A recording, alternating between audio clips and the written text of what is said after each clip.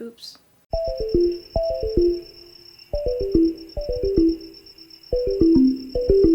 Hi, my name is Alessandra Smith. If you haven't seen my intro video, you're welcome to take a look at that, or you don't have to, but I just wanted to say, welcome to Wine Reform. The first wine that we're going to talk about is a very, very popular wine. It is the grape that has the most acres worldwide. So why don't we just get into it? Today we are talking about the infamous, ooh, can you see that? Nope, you can't. Cabernet Sauvignon. So Cabernet Sauvignon is a really neat grape because it is a hybrid. The Cabernet Sauvignon is a hybrid of the Cabernet Franc and the Sauvignon Blanc.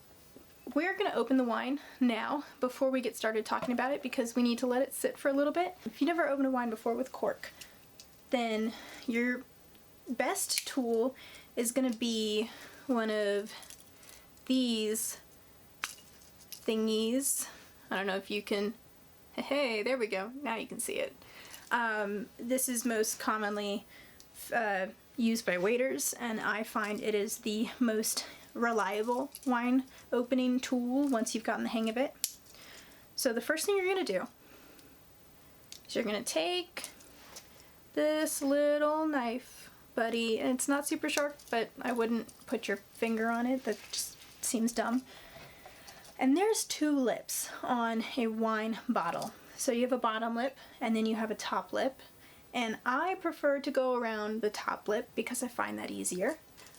You're going to take this and you're going to put your thumb on one side, and you're going to put the knife on the other side, like that. And what you're going to do is just press and twist. Boom. So what you've done is you've just made a perfect little cut, metal top aside. And now here comes the fun part.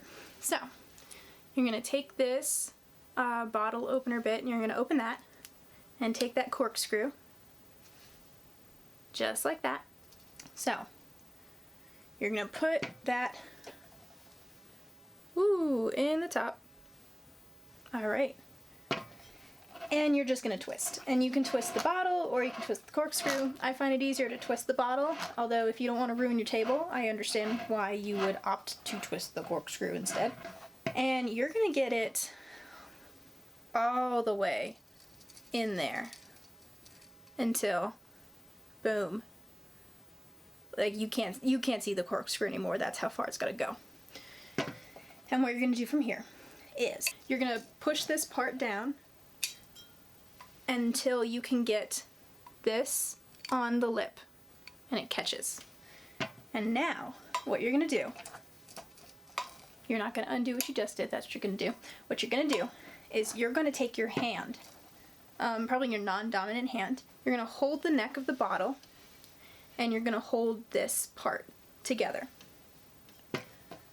And then you're going to take your dominant hand and you're going to use a bit of physics. Thank you, levers and corkscrews. And you're just going to pull up. And hopefully it should go pretty smoothly. Don't worry, if it doesn't, no worries. You have no idea how many corks I have crumbled trying to do that. So, that aside, corkscrew aside, our Cabernet is open. I recommend a wide glass. It doesn't have to be a wine glass, as long as you can find something that has a wide bottom and a more narrow top. That's going to be the best way to taste wine. And you know what? If you don't have that, that's totally cool. You can drink it out of a solo cup for all I care. Wine is wine. And we're going to pour this now. So when we're wine tasting, we don't need much because we're not here to get sloshed. We're here to experience the wine.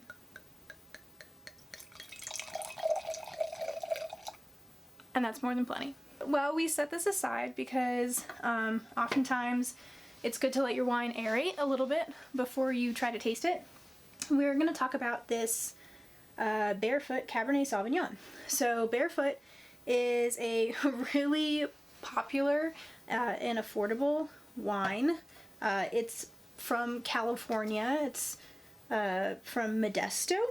So I know Barefoot has a reputation for being something that you probably are buying like a rosé or a white wine or whatever, and you don't want to spend a ton of money, and that's great.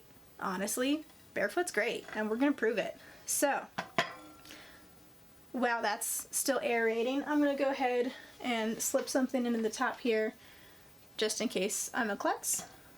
Boom, done. And I'm gonna go grab the receipt and tell you exactly how much I spent on this Barefoot Cabernet. So, I went to my local liquor outlet and I found this Barefoot Cabernet for $5.39 before tax. So you know what? That's a pretty good bottle. That's a good cheap bottle of wine. So Cabernet Sauvignon, we talked about it as being a hybrid grape, and it's grown almost everywhere. I have a list. According to the 2011 data collected by Wine Folly, thank you Wine Folly, this is not sponsored. Oh, Cabernet Sauvignon is grown in, are you ready for it? Bordeaux, France, the Loire Valley, Provence, northeastern Italy, in the Dolomites, Tuscany, northeastern Spain, central Spain, central Portugal, Berlin in Austria, Bulgaria, Lebanon, China, Sonoma in California, Napa in California, Texas Hill County, Washington State, New York State, British Columbia, in Canada, Ontario, Canada, Chile, South Africa, South Australia, Barossa, Australia, Pinot Noir, Australia, Clare Valley, Australia, Victoria, Australia, Yarra Valley, Australia, Tasmania, New South Wales, Australia, Hunter Valley, Australia, Western Australia, Margaret River, Australia, North Island, New Zealand, Hawke's Bay, New Zealand, South Island, New Zealand. It's in a lot of places.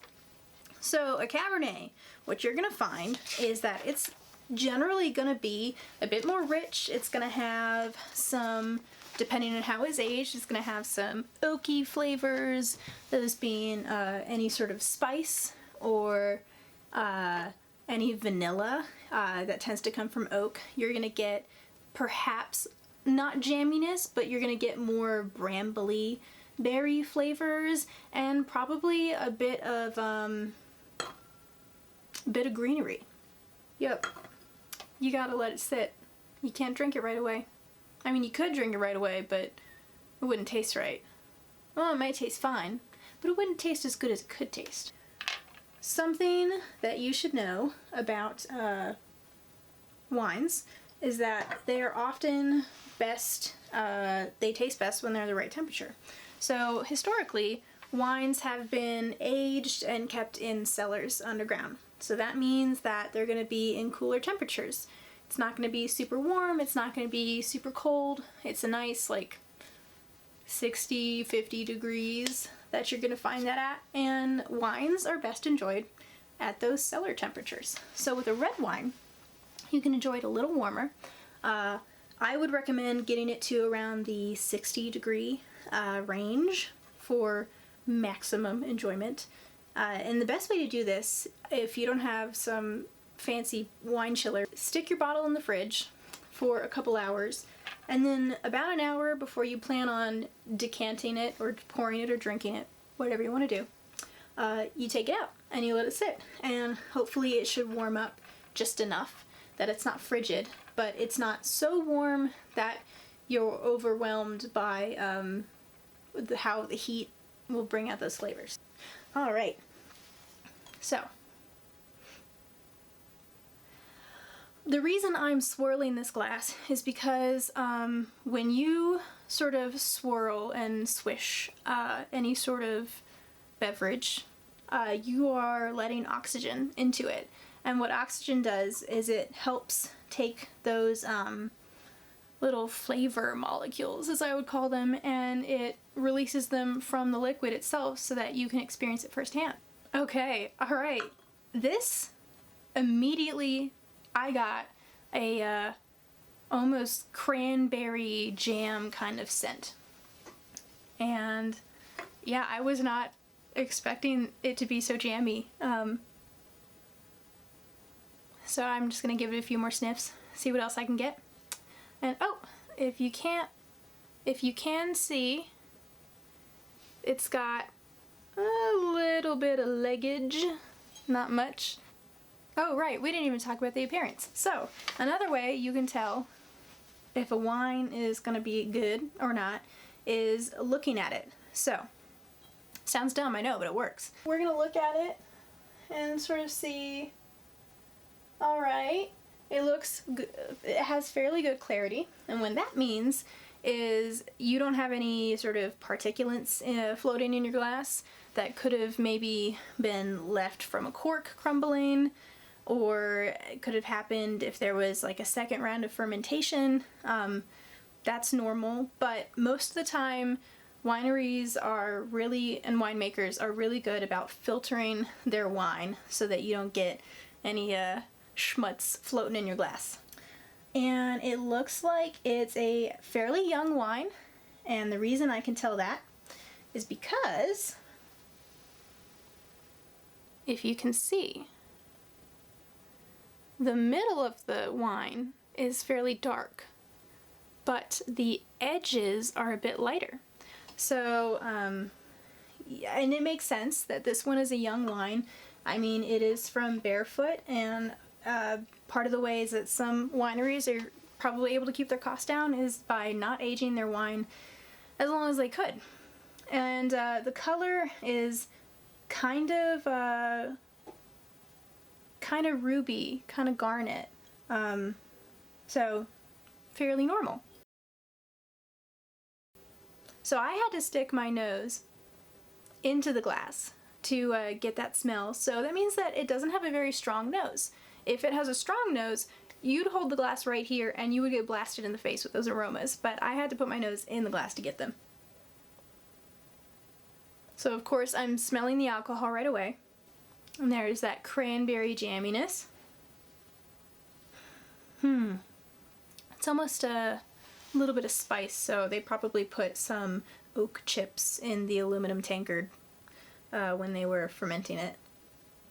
And then there's a bit of green. So green is going to smell kind of like if you've ever cooked green peppers. That is the easiest way I can think of to describe the green sort of scent. And that's going to contribute to probably a less sweet experience. Green is good. You're going to have a more balanced wine. You can get some of that in there. So we got a bit of a soft nose. We have our cranberry jamminess, a tad bit of like oaky spice, which really comes through in the form of maybe like a spiced vanilla, and then our sort of green pepper aroma. So we got 3 distinct scents out of this one, and that's a really good sign. It means that it's not going to be a flat table wine. Although most people probably choose Barefoot to be a table wine, you could totally enjoy this sans food and it would be enjoyable. So now we're going to taste it.